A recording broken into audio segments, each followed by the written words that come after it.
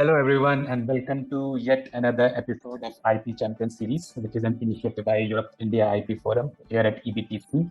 The whole purpose of starting this series was to highlight the contribution of IP professionals who have been inspiring us with their journey, knowledge, and skill set. Today, we have with us Mr. Tanmay Mittal, who is heading the IP solution department at one of the leading IP law firms in India, Sagacious IP. Tanmay started his journey as a patent engineer, and he has over 10 years of experience in in-house corporate research and with KPOs and LPOs in his ambit. So, welcome, Tanmay. Thank you, Shwetabh. So, Tanmay, I'll start the discussion with you straight from how has been your journey as a patent engineer. Now you are heading the IP solution department at Sagacious IP, and what advice you would give to young buddy IP professionals who are looking to start their career as IP professionals?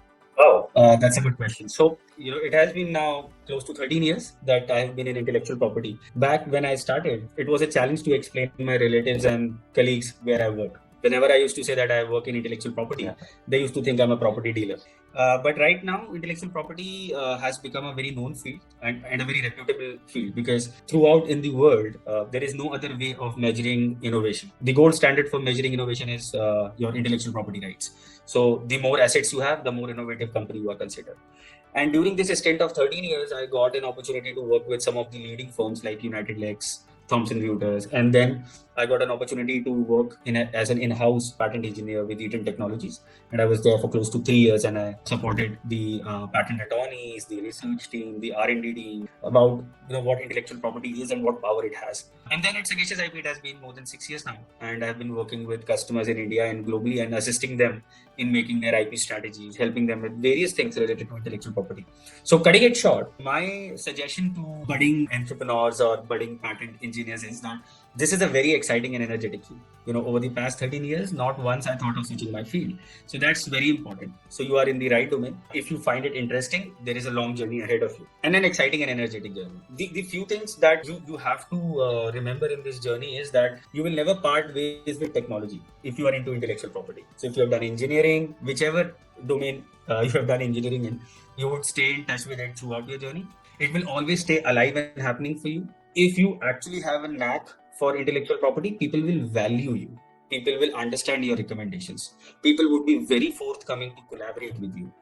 And I don't see such kind of opportunities in any other domain other than IP. So if you have that skill set, that talent, that knack of understanding intellectual property, you have a very exciting road ahead. So all the best, and my best wishes for the budding patent. Yes, I think you have put it very nicely, and so we here at EBTC through IP Forum, we try to support the SMEs and startup to create their best IP strategy as well. So what advice would you give to these startups, how they should create a strategy which will help them build a good IP portfolio, because it is still a very niche field and these startups and young companies don't specifically think too much about the IP aspect?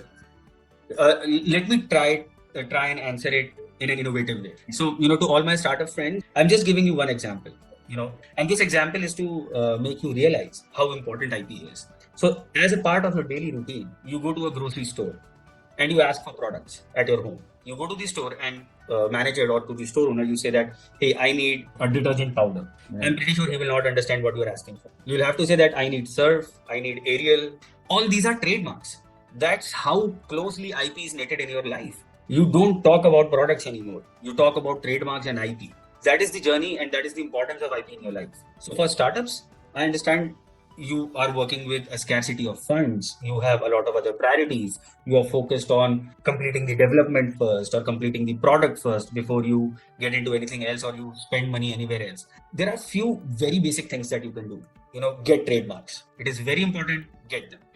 For patents, if you feel you're not prepared, you don't have enough budget, go and file a provisional application. It is half the cost of the actual patent or even less.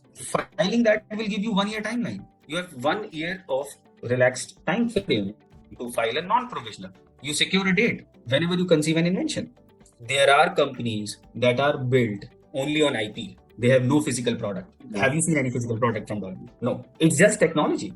If you are a technology startup, then IP is at the forefront of your business strategy. Get IP at the right time. The earliest, the better. If you don't have funds, go for provisional things. Take funds from government. Indian government is giving so many schemes. If there is a will, there is a way. I would recommend you to make that will. to go and file IP. You will get it. And you rightly highlighted that the kind of support the government is offering to these startups with regards to examination, with regards to registration, with regards to the with regards to the registration phase. So you nicely highlighted the importance of how what trademark plays, because it's part of our daily life. But if we shift towards like patents, which is considered as the most complicated among all the IP rights, like if we talk about trademark, patents, copyright, industrial design, patent is supposedly considered to be one of the most technical. And few of the startups and inventors and innovators, they struggle as to how to when they like invent these technologies, how they can monetize it. So what should be these what consideration they should keep in mind while doing that? Okay.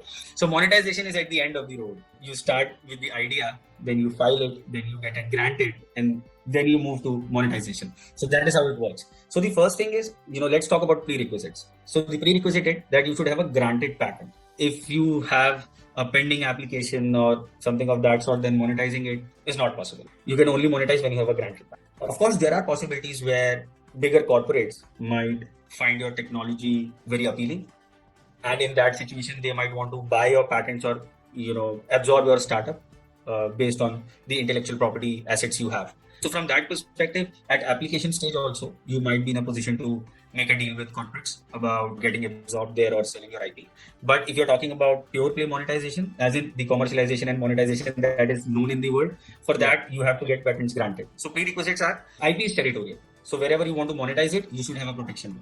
In case you have a patent only in India, then you can monetize it only in India. You want to monetize it in other countries, then please file in other countries. Also, please try and understand that monetization is possible only in countries where the legal system is pretty strong. So, from that perspective, I believe China would not be a choice for, should not be a choice for you. India may not be. We are picking up in legal system. We are getting a lot of IP legal activities happening.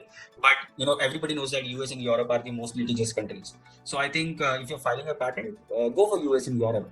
Also, another way of monetizing it is, and specifically for technology startups, is that you can become a part of pools that are called technology pool. So you must have heard about Bluetooth DLE pool. You might have heard about 3GPP pool. You might have heard about SEPs. These are all pools. If you have any patent or technology which can be a part of this pool, go ahead, get yourself registered, submit your patent over there, and getting monetization done through pools is way easier as compared to finding one-on-one buyers for your IP.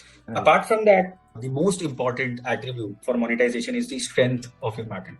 And the strength of your patent is generally defined by the strength of the claims that are written. Getting a patent is easy. Sorry, I'm contradicting you, Shwetabh, over here. It is considered very technical and all.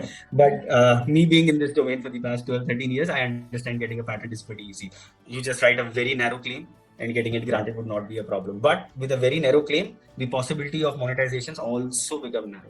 So the broader the claim, the broader the possibility for monetization. So these are few things that you should keep in mind. And I think today's discussion might not be enough to explain all the parameters. Of course, there are examples and there are exceptions. So take pharmaceutical, take 3GP or wireless technology. They have very narrow patents, but they have a huge potential of monetization because it's a demand supply game. But yeah, overall, keep this in mind. You have to get it granted, be a part of pools if possible, and file in countries like US, Europe, where there's a better possibility for getting it monetized. I think you have touched upon quite a relevant point when it comes to monetizing your patents. So I think that should help our listeners, the young who might be innovators, startups, and I believe that the points which we have touched upon would certainly be a huge input for them. So thank you so much, Tanmay, for your time.